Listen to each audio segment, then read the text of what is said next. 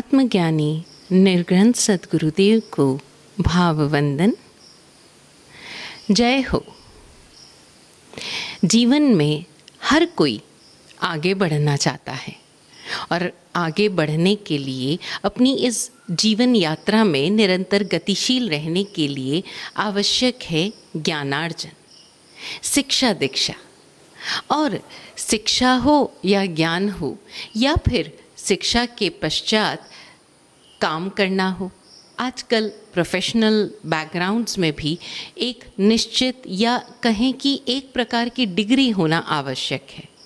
अब चाहे डिग्री का ज्ञान हो या अनुभव ज्ञान हो, जब भी एक बच्चा या एक यंगस्टर या एक व्यक्ति, चाहे वो किसी भी उम्र का हो, शिक्षा पाने के लिए आगे बढ़ता है तो कई बार उसके भीतर एक सवाल रहता है। सवाल कहूँ या शंका कहूँ या कहूँ कि एक शिकायत रहती है कि हमें बराबर अवसर नहीं मिले, हमें अपॉर्चुनिटीज़ नहीं मिली, हम बस मात्र इतने से चूक गए। ये शिकायतें अक्सर आसपास के वातावरण के लिए उठती है, कई बार शिक्षा प्रणाली के लिए उठती है, कई बार सिस्टम के खिलाफ, व्यवस्था के खिलाफ उठती है। और अक्सर व्यक्ति रोष में आकर ऐसा कुछ कर बैठता है कि उसके जीवन में शिक्षित होने के जो थोड़ी बहुत अपॉर्चुनिटीज़ थी या जो थोड़े बहुत अवसर थे वो भी खो देता है। लेकिन ज़रूरी है कि हम अपने भीतर झांक कर देखें कि वो कौन से स्थान है जो हमें शिक्षित होने से या शिक्षा पाने के लिए, उच्च शिक्षा पाने के लिए रोक रहे हैं। अवसर प्रतिपल जीवन में आते हैं, लेकिन हम कहीं न कहीं अड़े हुए रह जाते हैं और अवसर खो देते हैं। एक बड़ा प्यारा किस्सा है। एक नवयुवक एक किसान के पास गया, क्योंकि वो उस किसान की बेटी से प्रेम करता था। तो वो उस किसान के पास गया और बोला कि मैं आपकी पुत्री से विवाह करना चाहता हूँ। किसान बड़ा अनुभवी और समझदार था। तो उसने कहा, अच्छा ठीक है, मेरी एक छोटी सी शर्त है, तुम वो पूरी कर दो तो मैं अपनी बेटी का ब्याह, अपनी बेटी का विवाह तुम्हारे साथ कर दूँगा। उसने कहा ठीक है। अब उसे लगा कि मैं तो एक शिक्षित नवयुवक हूँ, वर्तमान प्रोग्रेसिव ज़माने का हूँ, अब ये एक किसान मुझसे पूछ कर क्या पूछ लेगा, क्या शर्त कहेगा, ये तो गांव में पला बड़ा। लेकिन किसान अनुभवी था, उससे जीवन का ज्ञान था, उसने जीवन के अनुभवों से शिक्षा पाई थी। वो उस नवयुवक को देखकर ही उसकी मानसिकता को पढ़ चुका था। उसने नवयुवक से कहा, ज़्यादा कोई मोटा प्रश्न नहीं है, बस एक छोटी सी चीज़ है कि मेरे जो बैल है, मैं इस निश्चित जगह से अपने बैल को गुजारूंगा और तुम्हें एक, उसने एंड पॉइंट बता दिया, वहाँ तक पहुँचने से पहले उस बैल की पूँछ पकड़कर, उस बैल की पूँछ पकड़कर मेरे पास लेके आना, उस बैल की पूँछ तुम्हें पकड़नी है। नवयुवक को लगा कि ये तो किसान है, इसके पास कौन से फाइटर बुल है, तो किसान तो नॉर्मल जो खेत में काम करते हैं वही वाले बैल होंगे, तो क्या फ़र्क पड़ता है। उसने मान लिया, ठीक है। तो निश्चित समय पर किसान ने एक बैल निकाला। जैसे ही उस बैल को सामने आते देखा, नवयुवक घबरा गया, ये तो बड़ा मोटा बैल है, अब मैं इस बैल की पूँछ कैसे पकड़ूंगा। तो उसने कहा कोई बात नहीं, अभी 2 अवसर और है, आखिर कोई तो एक बैल ऐसा होगा जिसकी पूँछ मैं पकड़ पाऊंगा।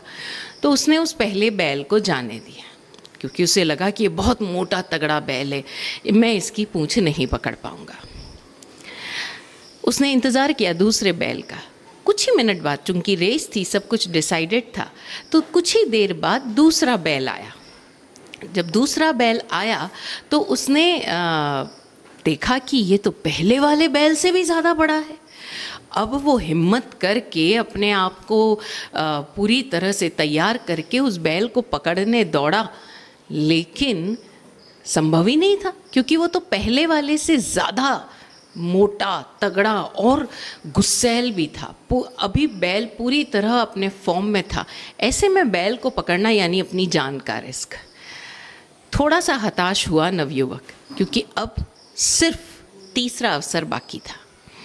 उसने पूरी तरह जी जान लगाकर तैयार कर लिया कि इस बार चाहे कुछ हो जाए, जान की बाजी खेल कर भी मैं इस बैल की पूंछ पकड़ कर दिखाऊंगा, तीसरे बैल की। जब तीसरा बैल निकला, सामने से आता हुआ दिखाई दिया, वो खड़ा है अपनी जगह पर कि बस अब इस बैल की पूंछ पकड़ूंगा।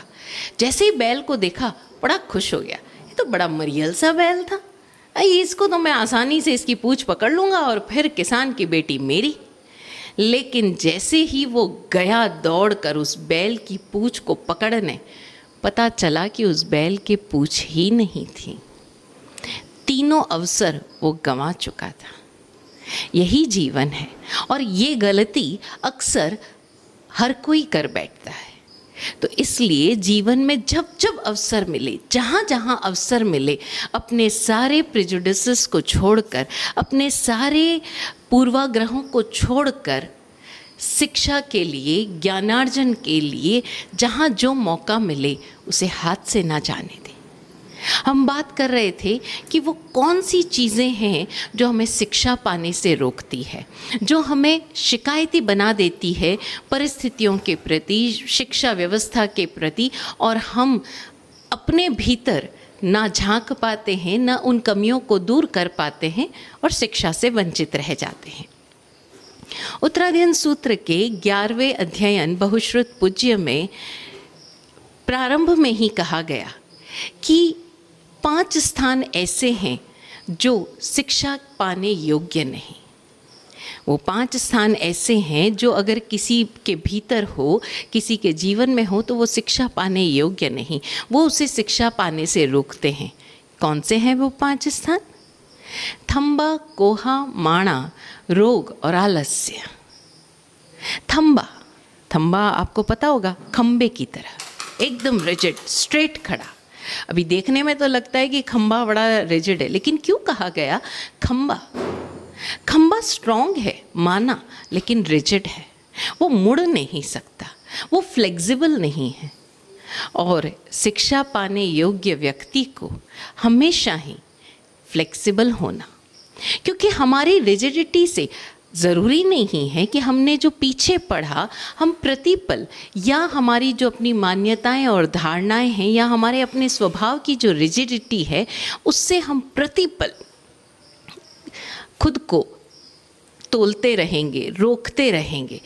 जो भी व्यक्ति भीतर से नमना नहीं जानता, फ्लेक्सिबल नहीं होता, वो शिक्षा पाने से स्वयं को ही रोक लेता है। अभी देखिए ये रिजिडिटीज़ कैसी कैसी होती है। अक्सर आप देखते हैं कि जब बच्चे कॉम्पिटिटिव एग्ज़ाम्स के लिए, यंगस्टर्स कॉम्पिटिटिव एग्ज़ाम्स के लिए कंपटीशन वो देते हैं, उस परीक्षा, प्रतियोगी परीक्षा देते हैं, उसमें पास भी हो जाते हैं, और उनको जो चॉइसेस दी जाती है उसमें वो अपनी फेवरेबल, कंफर्टेबल चॉइसेस चुनते हैं।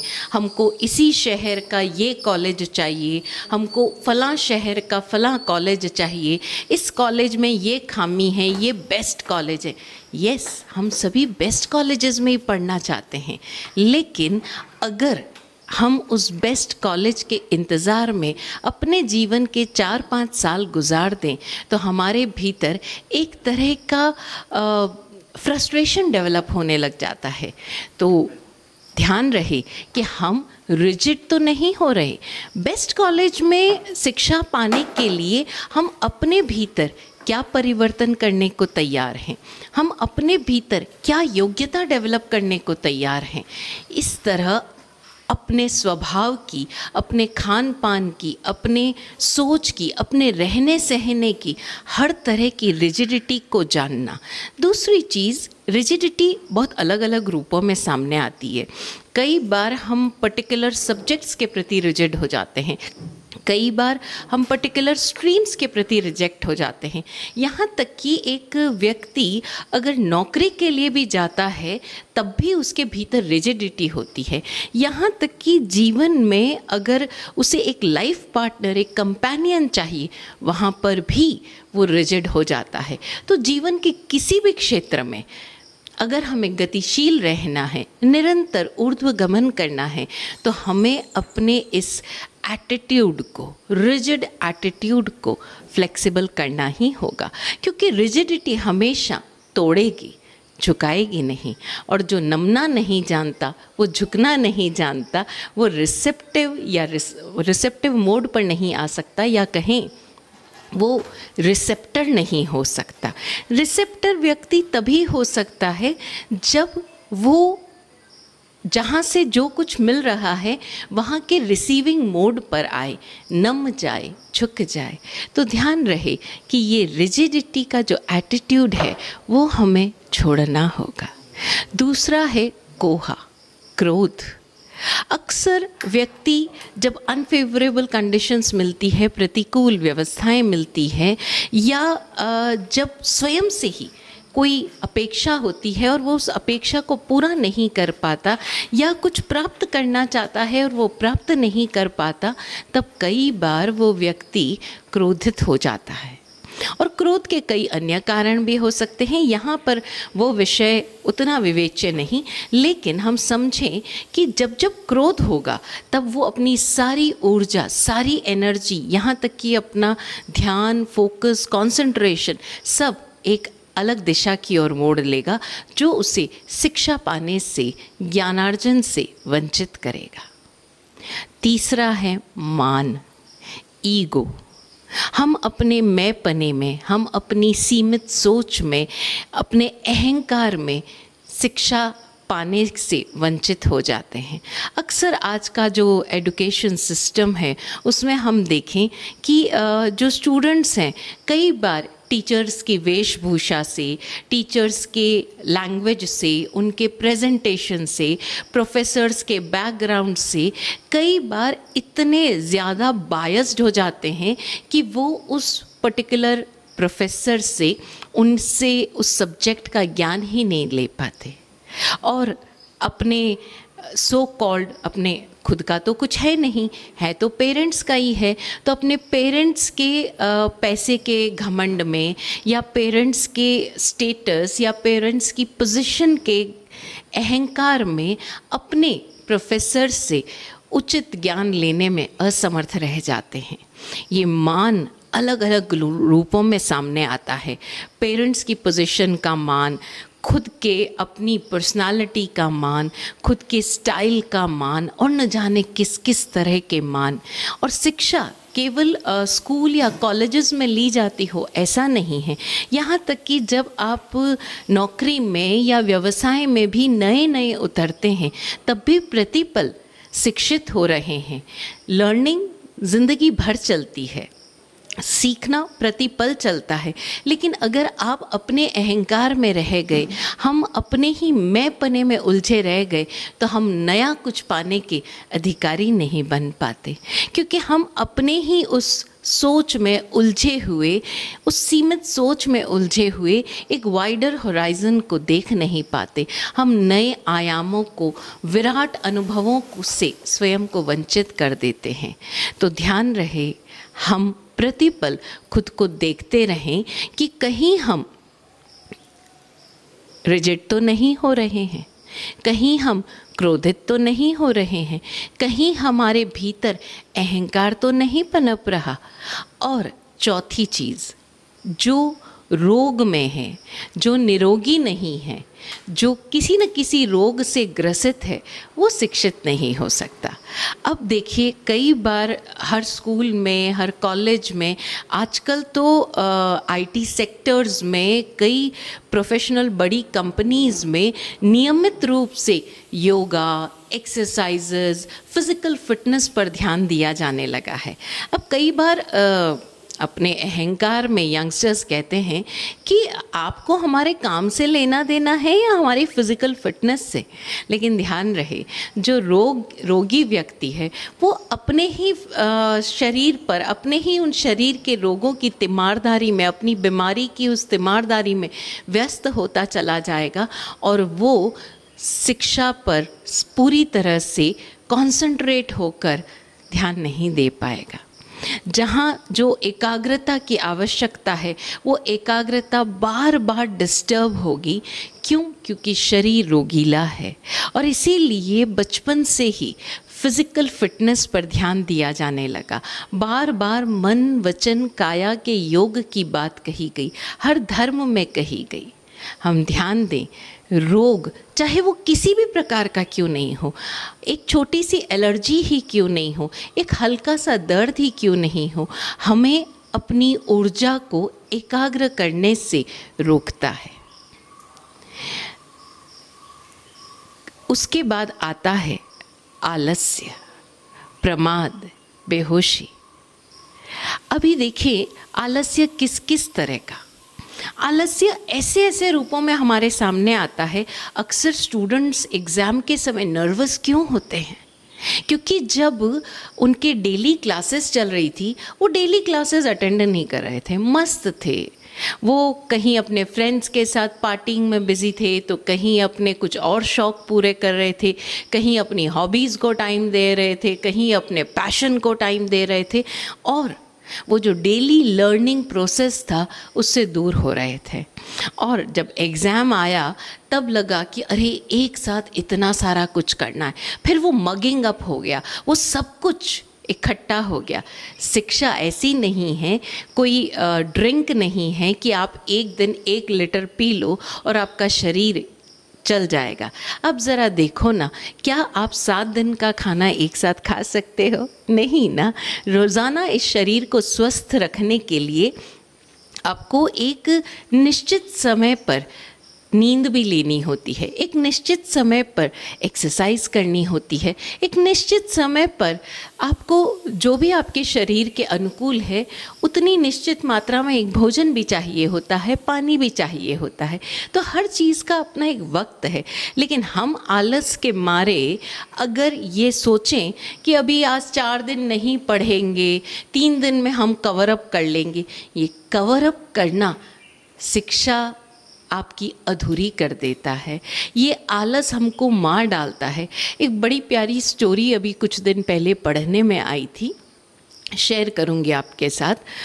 एक बहुत गरीब व्यक्ति था, छोटा मोटा काम कर लेता था, मजदूरी का जहाँ जो मिल जाता वो कर लेता, तो बड़ा दुखी था। हाँ, भक्त हृदय था, तो अक्सर साधु संतों की सेवा करता था।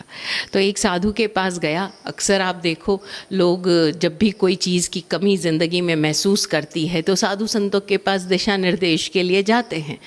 तो वो भी गया और अपनी तकलीफ़ जाके बोली कि साधु भगवंत, मैं अपने इस जीवन में इतनी मेहनत करता हूँ, आप देखो ना, रोज़ सुबह 9 बजे काम पे जाता हूँ, रात को आता हूँ, इतना काम करता हूँ, लेकिन मैं कहीं आगे सफलता ही नहीं प्राप्त कर रहा, मैं कहीं समृद्धि ही नहीं पा रहा हूँ, क्या कारण है?